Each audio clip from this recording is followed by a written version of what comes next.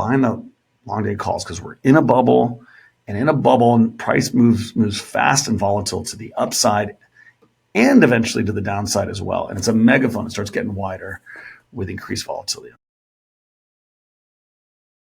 It's like the antithesis of risk management. I've been seeing so many of these 2x bull ETFs on individual names, and it's crazy making. Like for some, like this absolute dog shit Rigetti Computing has like a $10 billion market cap on quantum technology that is years away from even seeing any kind of revenues. And they've got their own 2x Defiance daily target, 2x along RGTI ETF. And it's at $166. I don't even think there's one on Stocktwits for it, actually. Well, one of the beautiful things about risk management, people don't realize, it's like gas and brakes. This is a great metaphor that some people use in the risk management space. I think it's actually really cool. It's, if you're in a race car, right? Everybody loves the race car. Everybody wants to watch the thing go as fast as possible. It's like number go up. It's the same thing. It's just want like convexity to the upside. That's what people get excited about.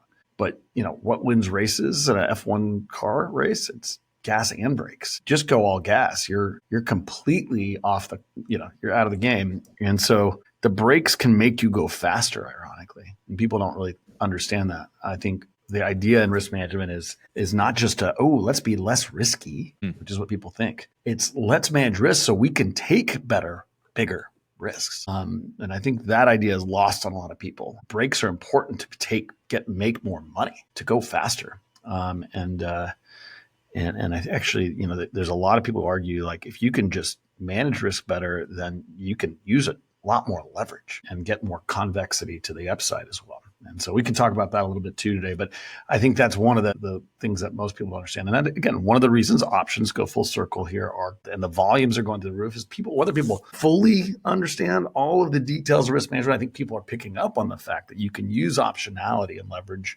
to take more upside leverage while actually having less total risk. That idea is super powerful. And I think that's one of the things driving optionality.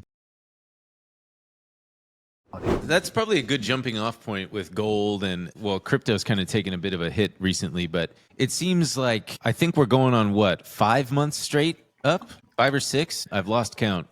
Yeah. I don't know if you guys were, I think maybe you were, Ben, but like listening to me 4 or 5 years ago. And, when gold was in this kind of swoon and oil was trading 120 or whatever, right? I think that was early 22.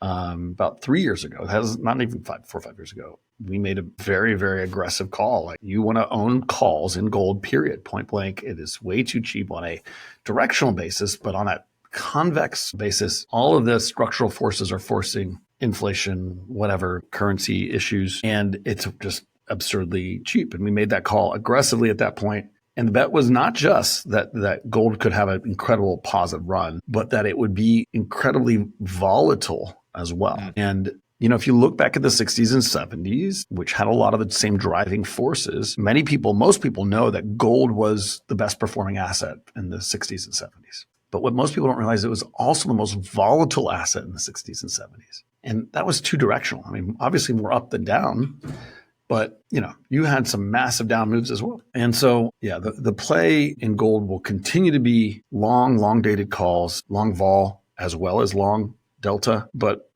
if you think it's just going to be one direction, I also got, news for you. That's going to be a wild ride. And you will get a pullback in gold at some point. That's going to just really hurt people and make people lose faith.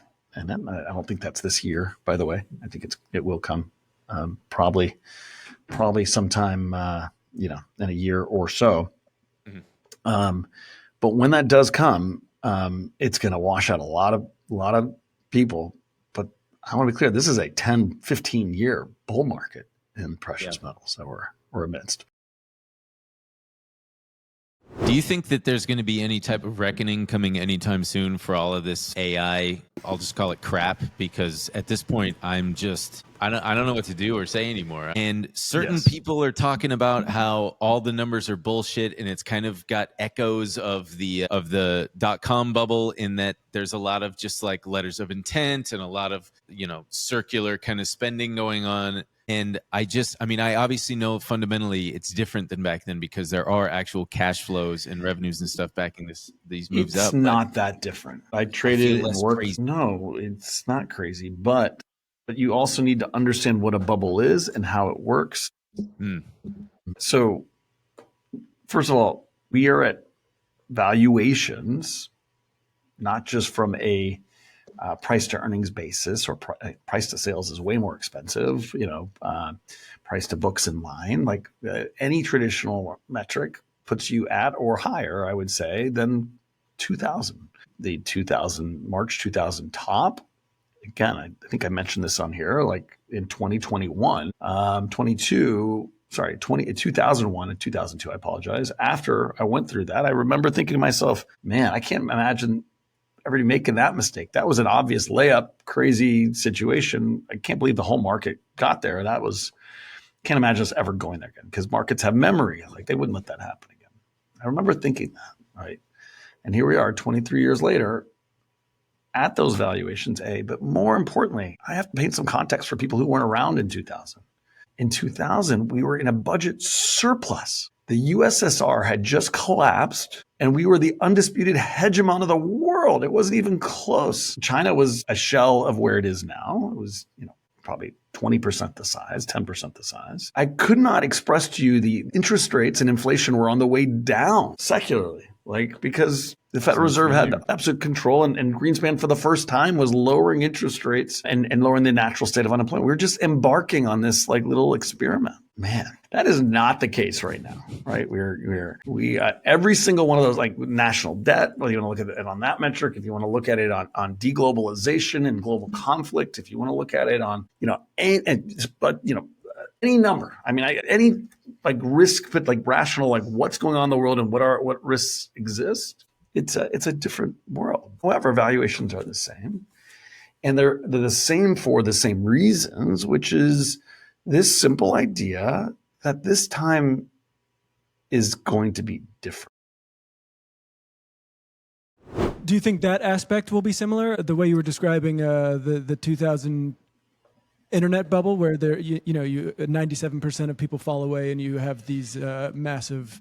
Yes, I think we have no idea who the benefits are going to accrue to of AI. Actually, I would argue there's a high probability that it does not accrue to those creating AI models. That's going to be commoditized. By the way, how many companies are making AI models now? There's every week there's a new company with a new AI models that's the best AI model. I'm here to tell you that's going to intelligence is going to be a commodity. Now, what that intelligence allows other companies to do, I actually have a theory that there's 3 places in particular that are going to benefit dramatically more than any other places for MMAI. One, if you have a unique data set. Look, there's lots of smart people around, right? By the way, I'm not the smartest person I know.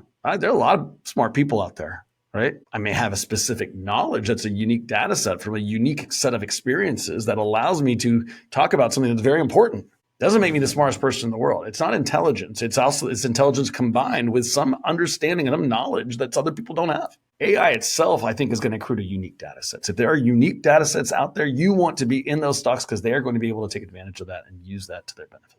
2, energy. It's going to take a tremendous amount of energy to do this. We are creating a super intelligence, and everybody's going to want access to it. Every company in the world, and okay, but energy is a limited supply.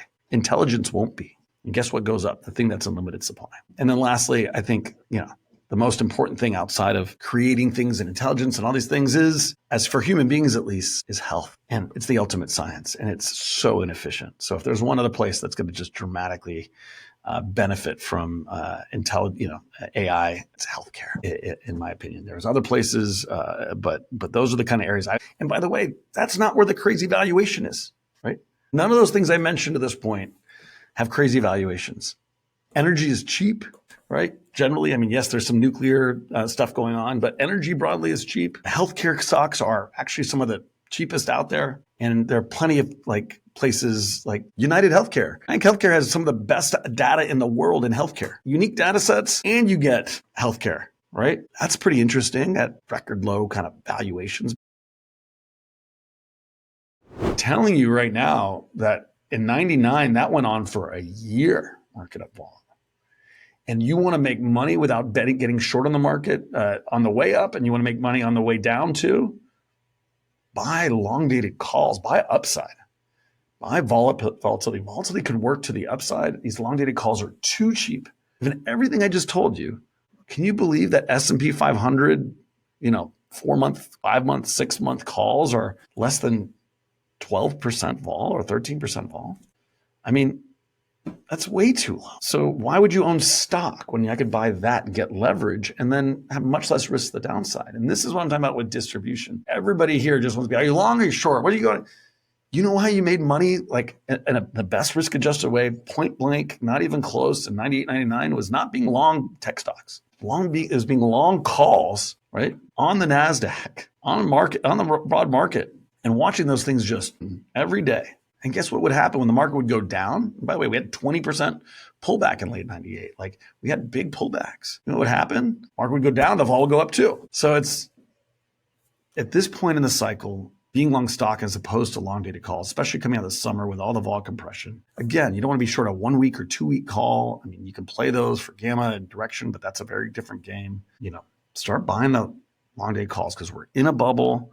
And in a bubble, price moves fast and volatile to the upside and eventually to the downside as well. And it's a megaphone. It starts getting wider with increased volatility.